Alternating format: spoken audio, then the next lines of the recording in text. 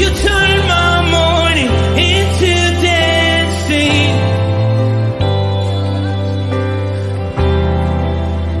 Your love changes everything. There's something about your love, something about your love changes everything, changes everything. Something about your love, something about your love changes everything, changes everything. Something about your love, something about your love changes everything, changes everything. Something about your love, something about your love changes everything, changes everything.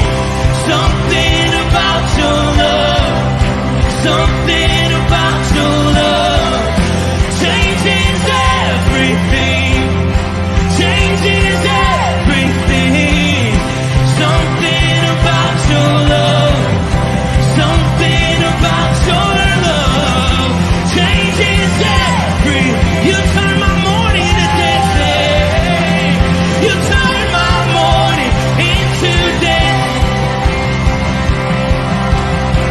You turn my morning into dancing. You turn my morning into dancing. 'Cause your love changes everything. Your love changes everything.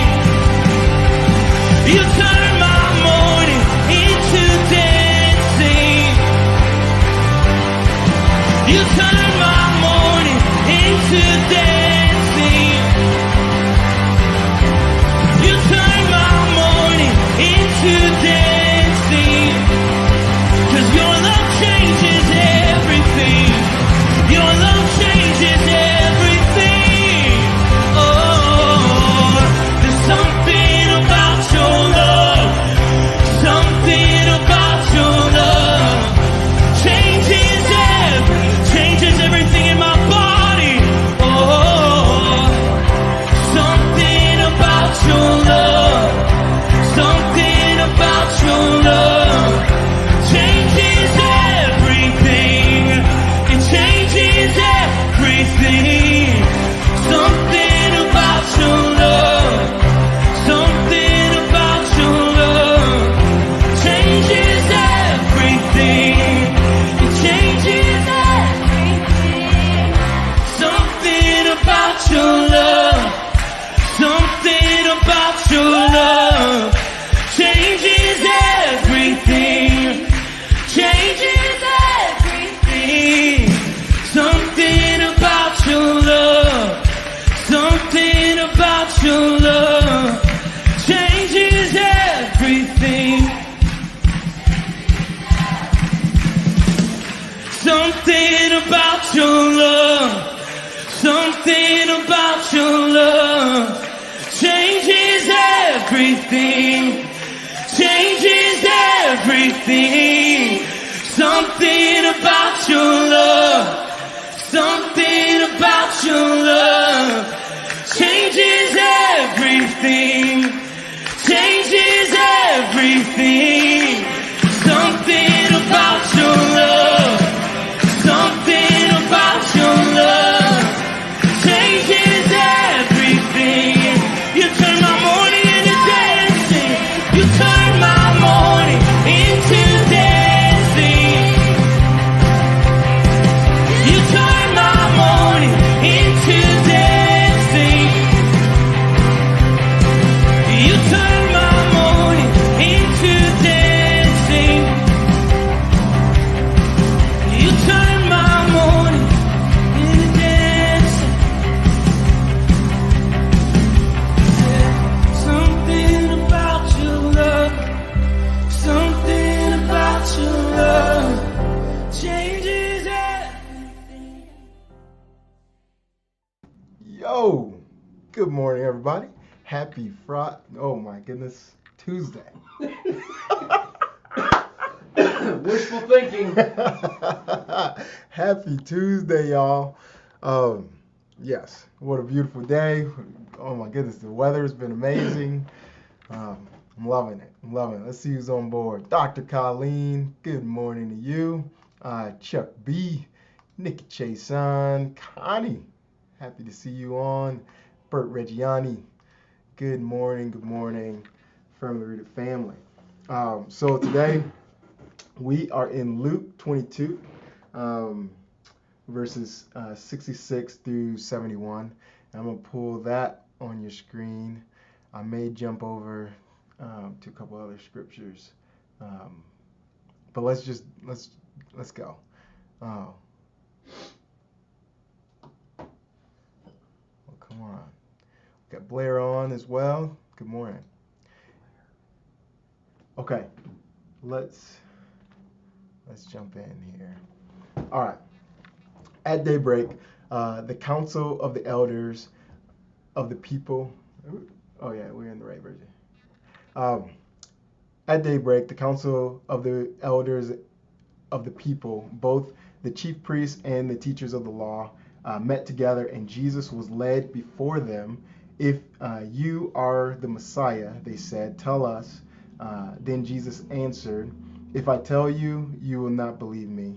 If I asked you would not answer. But from now on, the Son of Man will be seated at the right hand of the mighty God. They all asked, are you the Son of God? He replied, you say that I am.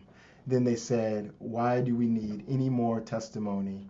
We have heard it from his own lips. And so I'm going to jump over to John.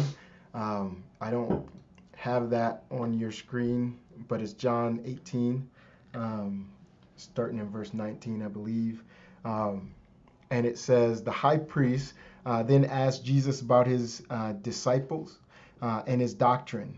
Jesus answered him, I spoke openly to the world. I always taught in the synagogues and in the temple where the Jews always met, and in secret I have said nothing. Why do you ask me? Ask those who have heard me what I said to them. Indeed, they know what I said. And when he said these things, one of the officers who stood by struck Jesus with the palm of his hand, saying, do you answer the high priest like this? Jesus answered him, if I have spoken evil, bear witness of the evil. But if well, why do you strike me? Then Annas sent him bound to Caiaphas, the high priest. And I just wanted to, when I was looking at this, studying this, I wanted to like kind of dive in. Like Luke, he kind of pushes it all together, and some of these other accounts kind of give you a fuller picture of what's happening, and a little bit about Annas. Like, so you know how Jesus made the whip and like went beating, everybody? No, he didn't beat nobody. But he was turning the tables, and he's like, you made my den, which should be the house of prayer, into this house of thieves and robbers, right? Well, Annas was the guy who was making bank off of that. He's the guy, like, he's getting money from all this, and like it was totally corrupt, right? Like there were you would bring in you would have this spotted animal or this like pure lamb or something that's going to be sacrificed or offered up as a sacrifice, and then you bring it in and like, oh, actually no, it's got a spot right here. You can't use that here. Right around the corner we have marked up 3 times a spotless one. It's been pre-blessed, all right, so you just take that one, give us all your money, and it was just this corrupt thing. And so like, yeah, Annas was the guy. Like he was the guy over that, and he sends them to Caiaphas, and let's jump over to Matthew real quick, and listen to that one. And it says, Matthew 26, 57 through 68. And it says, and those who had laid hold of Jesus led him away to Caiaphas, the high priest, where the scribes and the elders were assembled. But Peter, allowing him or following him at a distance, the high priest's courtyard, and he went in and sat with the servants to see the end. Now the chief priests, the elders, and all the council sought false testimony against Jesus to put him to death, but found none. Even though many false witnesses came forward, they found none. But at least 2 false witnesses came forward and said, this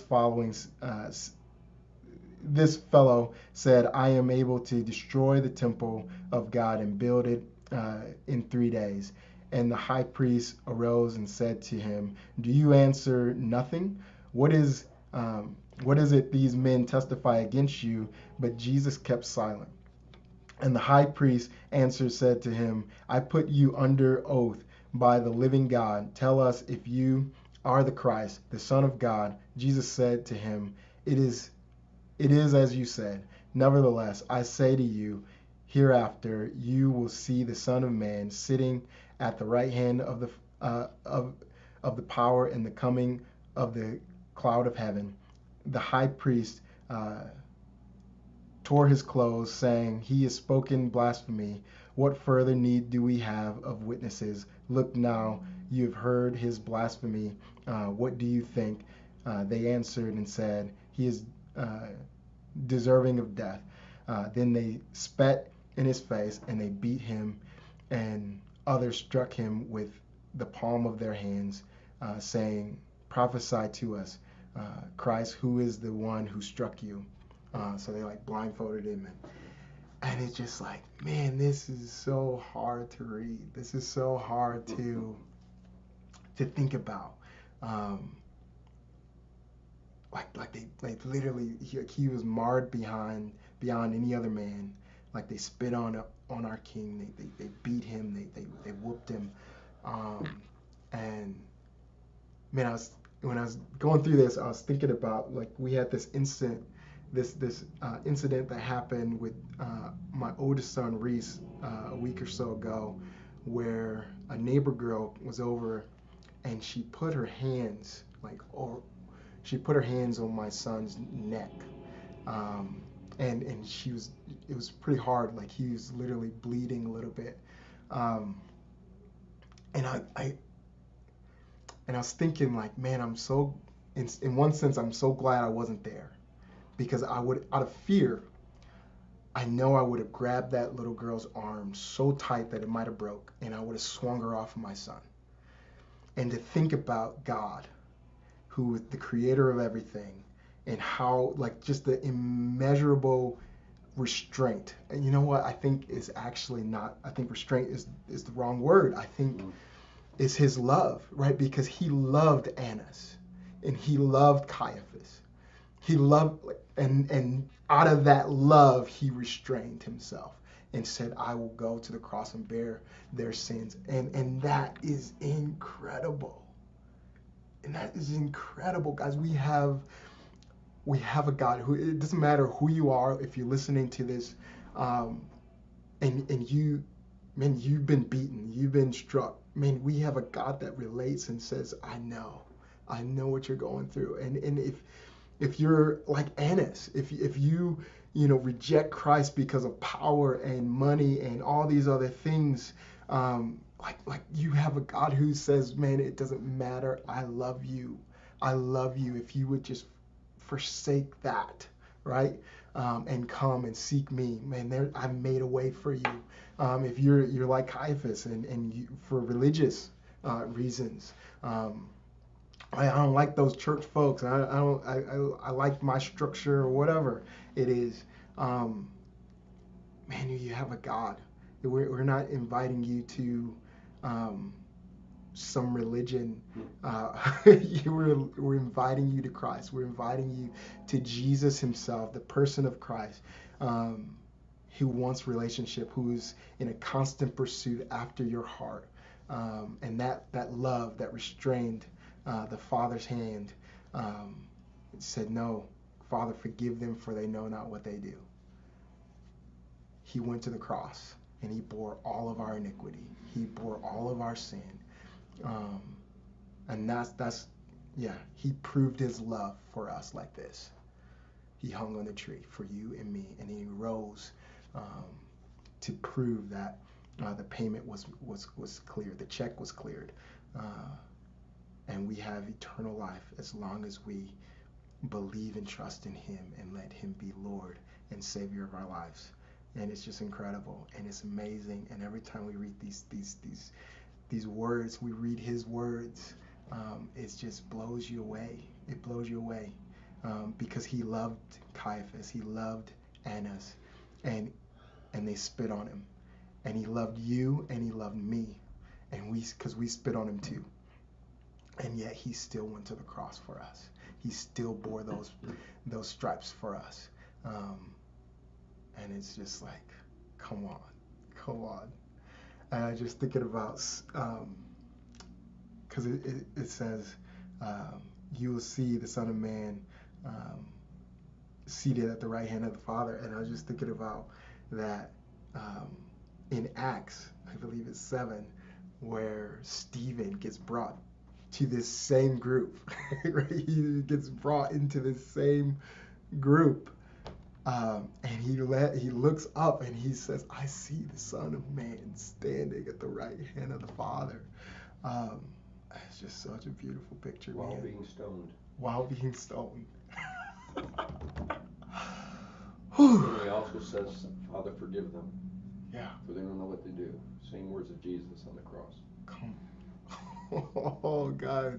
And if you couldn't hear Pastor Tom, he said, Stephen said the same thing, right? He looked up, he saw the Father, or he saw Jesus standing at the right hand of the Father, and then he also, while he's being stoned, and he said the same words of Jesus, Father, forgive them, for they know not what they do. What manner of love is this? Come on, guys. And just tell me, what experience could you have in life that Jesus can't say, I know? Yeah. Not just I know cognitively. I was rejected. I was innocent. I was beaten. I was ridiculed. There's nothing we've experienced that he hasn't said, I know. It's nothing. It's nothing. Satan robs us and tells us, oh, you're hopeless. You're lost. Nobody relates to you. No. Jesus made sure he relates to every single one of us. So good, guys. So good. Come on. Mic drop. Read it for yourself, guys. Get into the Word today and just meditate and picture just the love that was poured out for you and me. It's incredible. I hope this was a blessing for you. I know I'm sitting over here wrecked, about to cry. I love you guys. Let Jesus be seen in us today. We'll be right back here at 9 for some prayer with my pops. So yeah, that's it. Love you. Peace.